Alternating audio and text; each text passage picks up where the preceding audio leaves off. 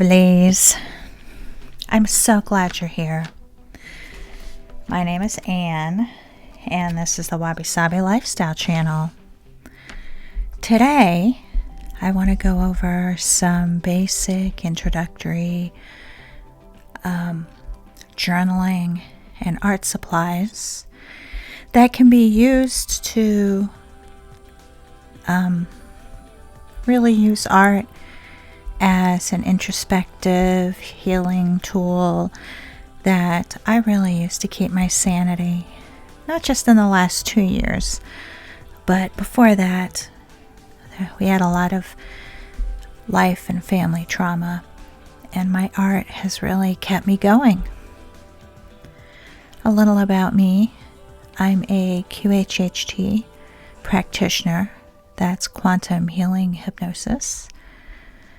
But I also love art, and if you'd like to see more of what I'm doing on my new website, you can check it out. The link will be down below.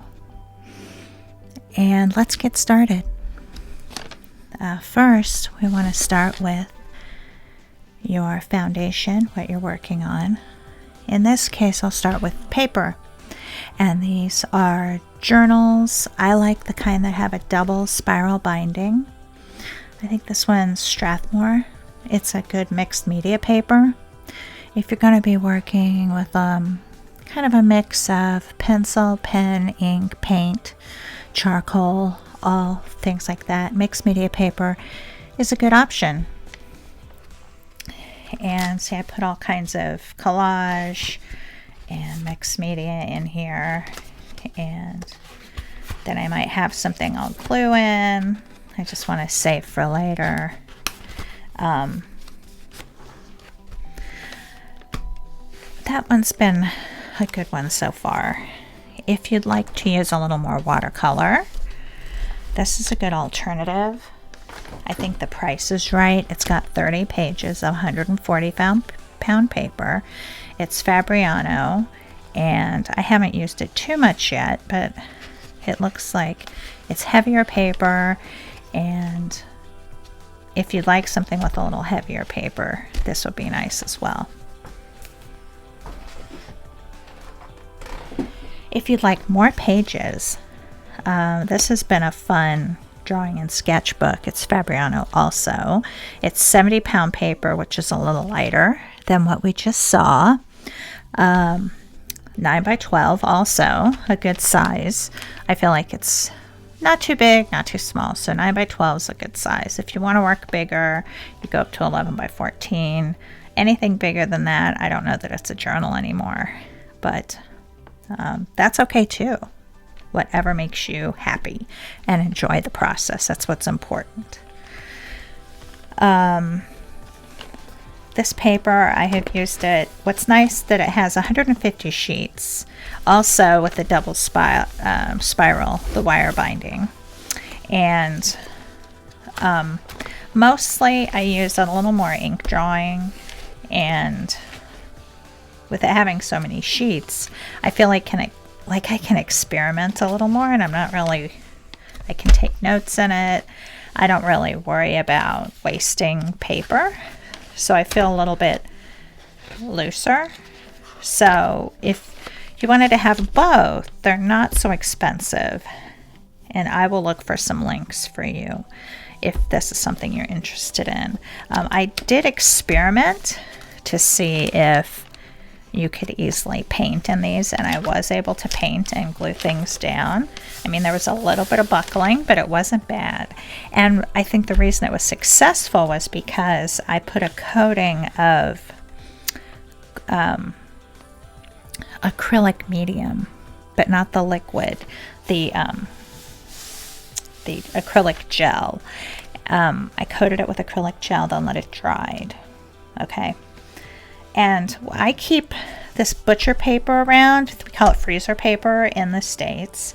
And I put a piece of that behind it where it comes out the side when I do that. And then it doesn't stick to the pages behind it, because that really bugs me. So yeah, I can glue things into it. This is just, I think, with glue stick. I glued it down. But this took straight paint. See, and that was fine. So that's another option. Really nice. Start with some things I like to draw with pencils. Any of your basic art pencils are going to be fine. You can start with a little set like this if you want.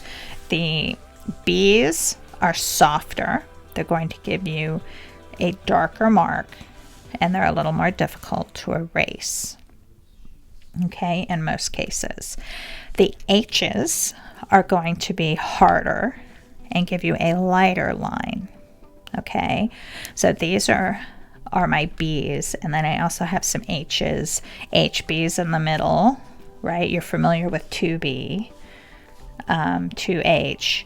So you can get a set that has a range between, 6B and 6H or something like that.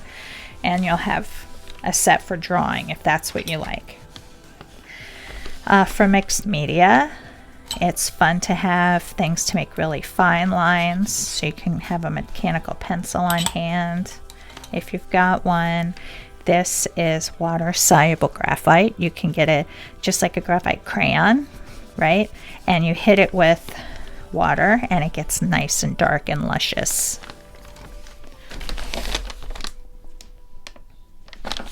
Okay. And these pencils are these are the all pencils who makes them. Stabilo also, and they write on anything. So mixed media people like them because if they have a shiny surface or some collage, this will write right over it. Not technically an art product, but a lot of mixed media artists use them. If you have a China pencil laying around, that will write on about anything. And if you have white pens, those are fun. Jelly Roll or Uniball are kind of like the main ones that I know. Another product, another Stabilo Woody, it's just like a big crayon pencil. See, and those are also water soluble. Okay, and to move on, one of the other things I like, and I've made some marks here already, I like this, I think this is like the Pentel brush, but this is the Japanese version off of Amazon. This is FP5F. You can get these in different sizes. You can also get them with watercolors in them, which I tend not to use. I'm a little bit of a watercolor purist because that's how I really started out, was in watercolor, and for decades I did watercolor botanicals and portraits. But see what that nice line, I love these for drawing, and they're just juicy but not too juicy, and they dry quickly, and you can use it right in the sketch pad. Wonderful. Love, love, love that one. My other thing, one of my favorites, and again, you don't have to have these, I'm just sharing some things that I like. Grab what you have. Don't stop yourself from creating just because you don't run out and get a bunch of supplies. Let's see if Ahab's going to be good today. Oh, there he goes. Okay. This is a fountain pen used by a lot of animators, calligraphers, and this is the Ahab. You can tell it's well used. It's from Noodlers, and this is Heart of Darkness ink, but they have lots of different inks. So if you think you might be interested in pen and ink, that's a fun way to do it. You could use a dip pen. Of course, it's a little messier if you're going to be working on your kitchen table. These can get messy too, though. I still got some ink left from when I tinkered with this yesterday. So if you don't want to get ink on your hands, this may not be the pen for you. You may want to opt for some of the felt tip options, and some are waterproof and some are not. Okay, and So if you're going to be using one of these in your journal or ink in your journal and you're going to be painting over it or using watercolors with it, make sure you pay attention to whether it's waterproof. And usually if it does say waterproof, it has to be 100% dry before it's waterproof. Also, keep around if you have some markers, regular markers, paint markers, any kind of markers you happen to have around. These are off Amazon and they're not bad. The Parku paint pens. I mean, they were just fun to play with. And metallics are fun to have around. In that case, there we go. Now moving on to paints. A really affordable set you can get that's kind of, it says it's artist quality, but it's really affordable, are Marie's. You can get them in tubes, the full sets. It's really nice because with watercolor, if you put out a little too much on a little plate or palette and it dries, you can still use it. You're not wasting. But watercolors are transparent, okay? And they do take a bit of water to use, so you want to have the watercolor paper in your journal if you use a lot of watercolor, so you're not getting buckling and it will take the paint better, okay? Arches is of course my favorite brand, but Fabriano is also wonderful. Arches is quite expensive, so you can get one of the more affordable brands. Canson makes a student grade paper, if I have it here, but they make student grade watercolor pads, XL, I think they're called, but you want to pay attention as to whether the top is gum or if it has these that killed it in nicely. If it's just gum glued at the top, it won't act as a journal, which is also fine. Just know what you're getting, okay? If you want to go up a step from this and you don't want to have tubes around, I mean, I love tube paints, they're great, but if you want to go kind of another direction, these are St. Petersburg paints. And I got these on sale a while back. You can tell they're well loved. I cut out the chart and just taped it on here, and it comes in a plastic palette. It really keeps the price down, but this comes out and then you could wash it if you wanted to. And they're full pans. And when I got this on sale a while back, it was like under $60 for all these colors. And they're really nice paints for the money. I don't know that the price, you know, with the current world affairs the way they are, how they've held up, you know, as far as price, but I'll check it out and put a link for you. Or you can fill a pan yourself, although I'll be honest, by the time you buy the metal tin, and I made a chart and I put it on with magnets, but by the time you buy the tin and buy the little, you know, pans and then fill the pans, you end up spending more in the long run. But I was really a bit of a hoarder. These were all my favorite paints put in one place. They used it for a lot of botanical work, and it's really something I did for me as a therapy. It's the only thing I really kind of have too much of are my paints and my yarn and some brushes. That's it. Other than that, I live in moderation. Okay. There are some other paints if you like metallics. You can get metallic watercolors, or you can get, this is left over from when I did my countertops. You can get, you know, mica powders and add them to your paints and stuff, and that's really a lot more affordable, although sometimes a little messy. You can add it to your acrylics. You can, you know, add it to your watercolor, and super pretty. But if you don't want to put in for something like this, you can get a metallic set of like acrylics, and I'll show that to you in a second, or you can just add some metallic powders to it, and it's very versatile. My brand of acrylic that I really love, and I have tried a lot of them. Oh, see, I do save some things. That's my tape because it makes good collage, the artist tape. Sennelier makes a wonderful student grade acrylic paint. It comes in these pouches that I thought I would hate, but I'll be honest with you, the paint lasts in these much better over time than it does the tubes, because these pouches are just tough, and you could throw them into a bag and take it with you. They're really made for students, but they're, as far as I've seen, they're light fast, they're highly pigmented, they're thick and luscious. Now you can also get fluid paints, and they also make fluid paints or acrylic inks. I don't get into the acrylic inks as much, although I do love fluids because I already have some fluid paints by another manufacturer.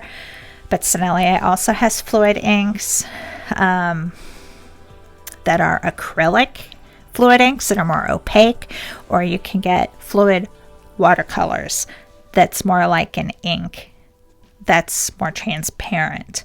So just know what you're getting into. I use a lot of the Sennelier abstract, and then I also get I don't have to get their brand. Sometimes I get the store brand of the acrylic medium. You can get gel or you can get liquid for different consistencies. Okay? For other materials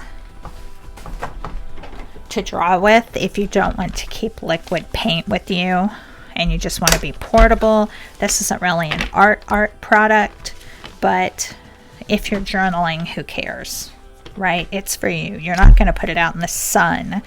I don't know how that they're light fast, but they have some nice colors. I actually don't use them that much.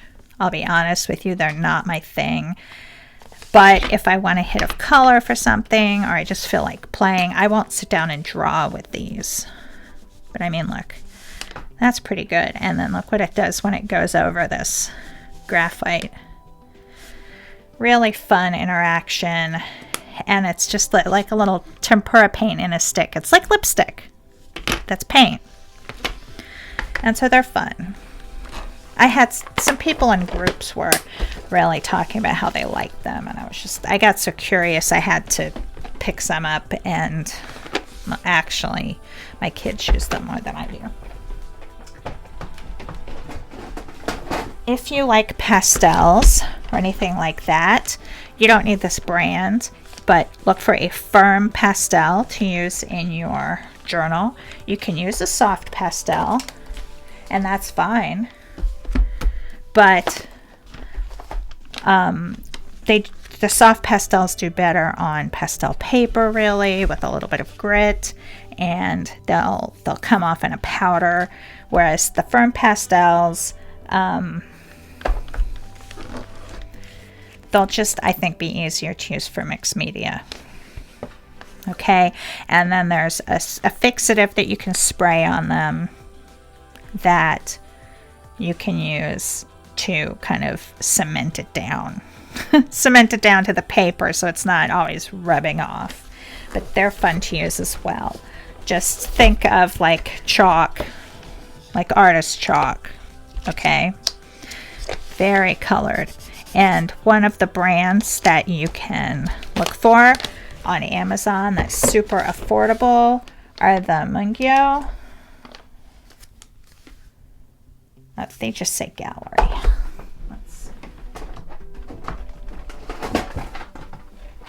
This brand. These are oil pastels, but the Mungyo, I think they have some firm pastels on a couple of websites that you want to look at. Another fun thing are water-soluble crayons. Okay, you don't need to get this brand, although they're fantastic.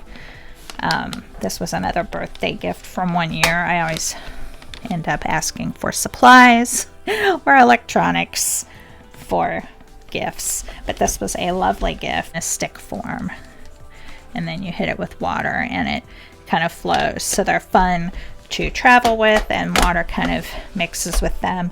Again, there are more affordable options if you're not looking to really invest in this, that you can get, that are, just look for a water soluble crayon. Okay, and I will put some links to things that I know are a little more price conscious for entry-level journaling that you might enjoy. And again, you don't need all of them or any of them. Just use what you have. This is something I don't use. Okay, and I wanted to point that out for someone just trying to really cut corners and get something tiny, thinking, oh, I want it to fit in my purse. Well, that's nice if you want to work small and if you have teeny little brushes and if you work tiny, but that's not me. I like to work big. If I had a bigger workspace, I would fill my walls with giant paintings all the time. These are just so tiny.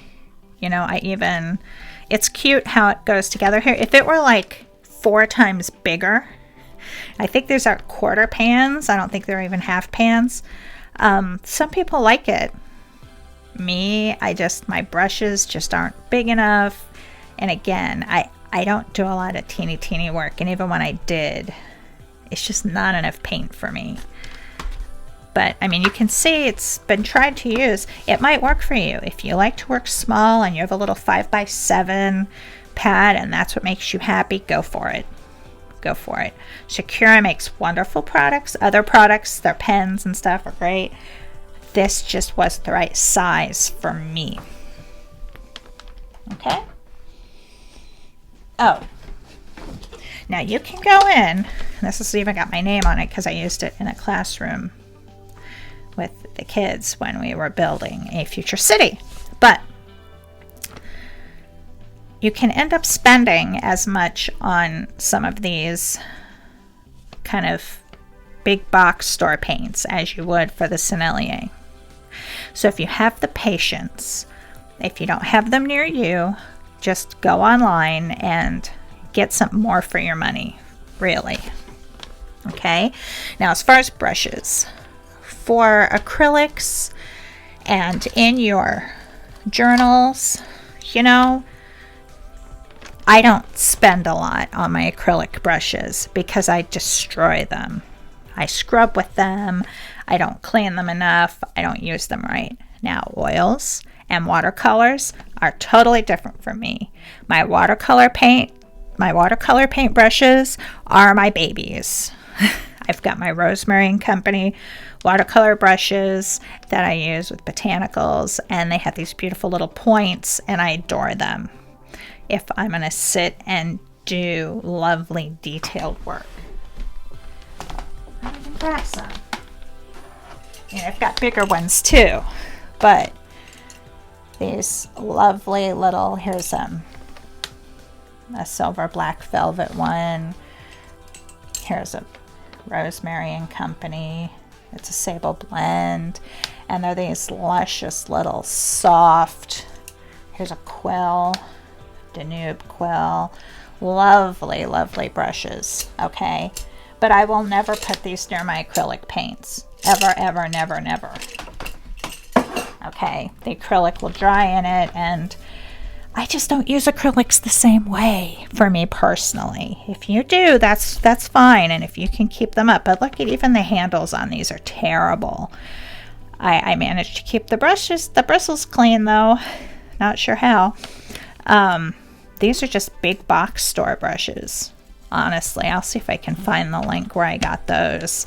This is a slightly better brush. I tend to use more flat brushes with acrylic, especially when I'm doing graphic kind of abstract journaling. I use almost exclusively flat brushes, I found. But with watercolors, I used almost exclusively round brushes.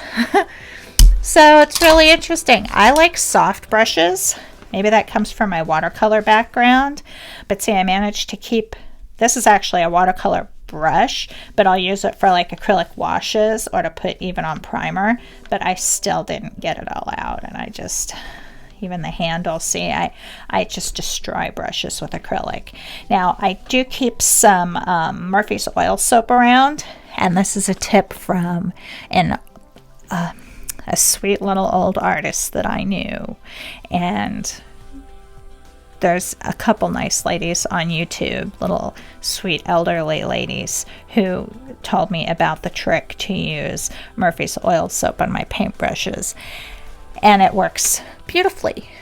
Plop them down in a soapy mixture and it cleans your brushes nicely as long as you do it right away. And see, even let it sit in the water too much. So that's why now I try to not repurpose my old watercolor brushes when I can. I try to get the plastic handles for my acrylic. So I'm not worrying about them. See the plastic handles, and I can pop that in some soapy water, and I'm not worrying about them. This is just like a crafter's brush, Royal Langnickel. And then I don't have to worry about the wood chipping or anything. Okay. And, oh, okay. Last but not least, I keep, this is a Zoe and Chloe silicone like kitchen scraper, and I use it to like put out like a nice thin coat of acrylic medium, or to like slide on paint, or I also use these with my cold wax and oil paintings, which is a totally different monster that I love dearly. I made this one with a piece of my shower squeegee and an old brush that I had ruined, and I just kind of glued a piece of the squeegee in there, and it gives you kind of a little wedge tool. That's lovely. This is my favorite, one of my favorite tools. It's a really old one. This was my uncle's wife's father's. So it's really, really old, but since it's a good metal one, I've been able to take paint off and keep it clean and actually really smooth, so I could get like a nice smooth line with it. Okay, I like this. If you're just going to get one, you can not just mix paint with it, but use it to apply paint. And this is a nice size for journaling. I mean, this is nice too, but I found this size just makes a nice mark in the journal. This is a Liquitex Freestyle. What's the number? Small knife number 7 for Liquitex. Can't believe the sticker stayed on. For journaling, I like to have some clips around, either the Bulldog Clips or these. And then I run either artist tape, either artist tape or painter's tape. You can run it around the edges, okay? And then you put these clips, either these or the Bulldog Clips, on the edge and clip the page down. And it keeps it nice and flat. Okay, so here I taped off the corners like this. See how it's not taped off on the corners? So if this is a 9x12, I try to tape it off to a little bit larger than an 8x10, right? And then you use this to clamp down your taped pages. So here I'm on a first layer. No, not that one. That was just experimenting. So I'm on a first page here, and then tape this down, and it keeps things a little flatter while you're working on it. Okay, you can use 2 or you can use 4, but see, this is why I like to have this wire binding, because I can flip it over and do it this way. And if you ever have trouble getting the tape off, just get a hair dryer and warm it up a little, and it helps. Okay.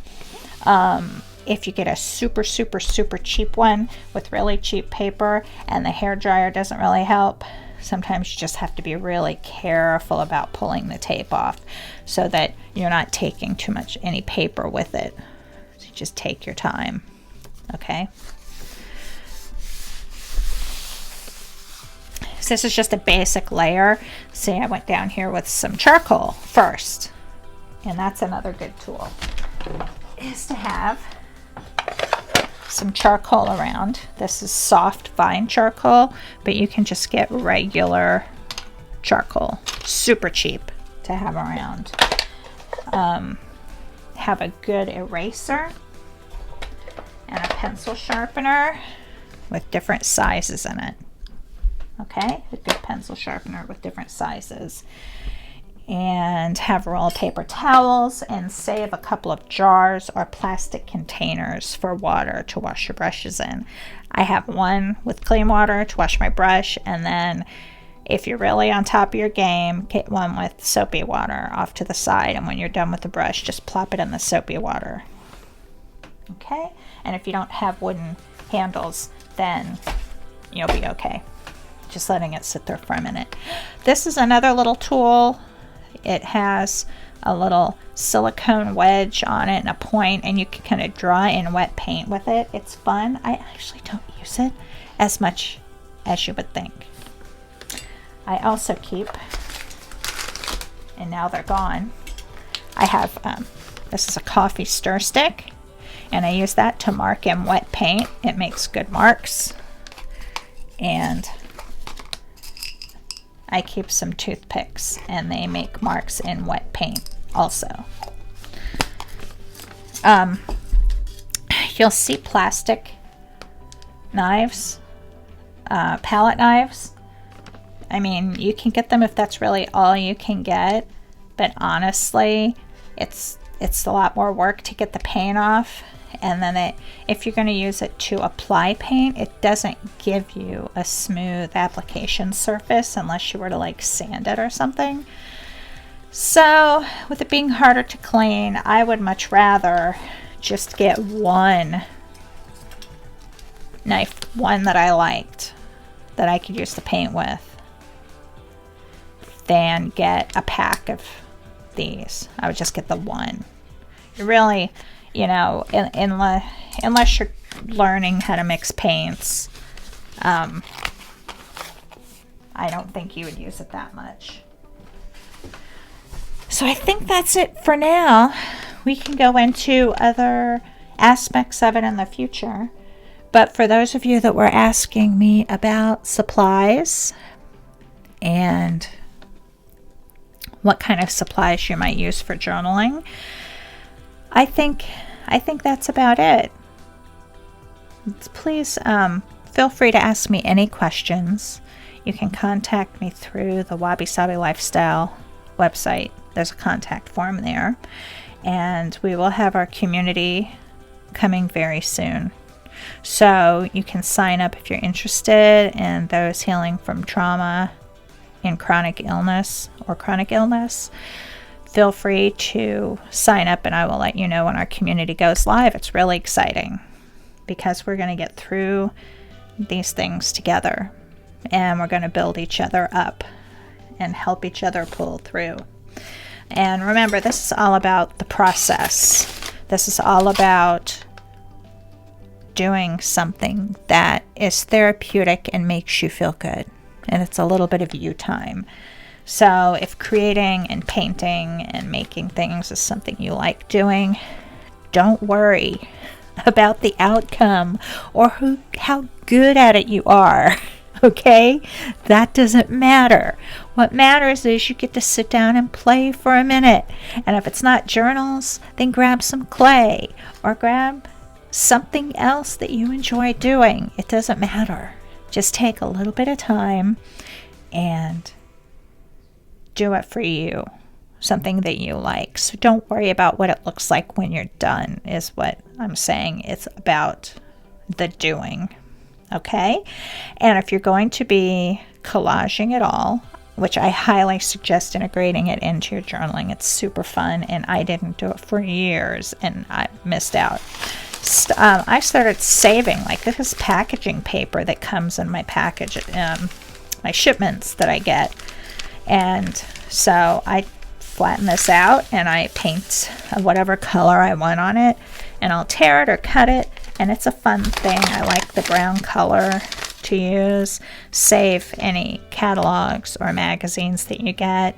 You'd be surprised how they work their way into your pages, and you really start to enjoy working with it. I even save like this. This was a piece of tape that I used to tape off a page, and I stick the ones aside, you know, and then this is artist tape, so it's good quality, and then I can glue it into another work, and then it's kind of like I'm not wasting anything.